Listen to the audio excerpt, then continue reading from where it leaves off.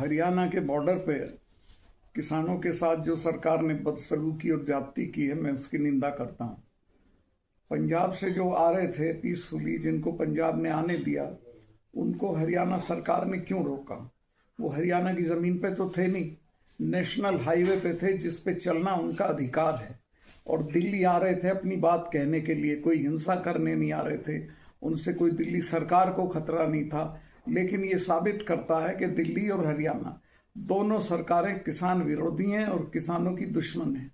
किसानों की जो बेसिक मांग है एमएसपी, उसको जब तक लागू नहीं करेंगे तब तक देश का किसान परेशान रहेगा और ये तूफान देश में लगा रहेगा और ये झंझट चलता रहेगा।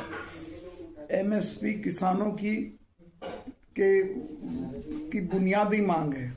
अगर एमएसपी नहीं होगी तो किसान बर्बाद हो जाएंगे। और सरकार ने खुद वादा किया था, चुनाव में किया था, इसके बाद जब 2 काले कानून वापस लिए तब किया था कि हम एमएसपी लागू करेंगे। लेकिन मेरी समझ में नहीं आ रहा सरकार की जेब से क्या जाता है एमएसपी लागू करने में।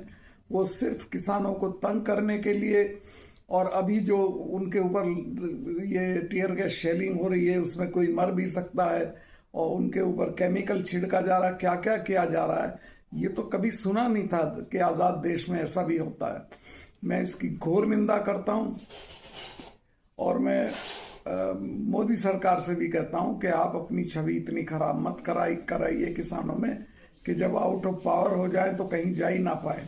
तो आप उसको बुलाइए, उनसे बात करिए, उनकी बात सुनिए और जो जायज बात हो उसे मानिए। Thank you.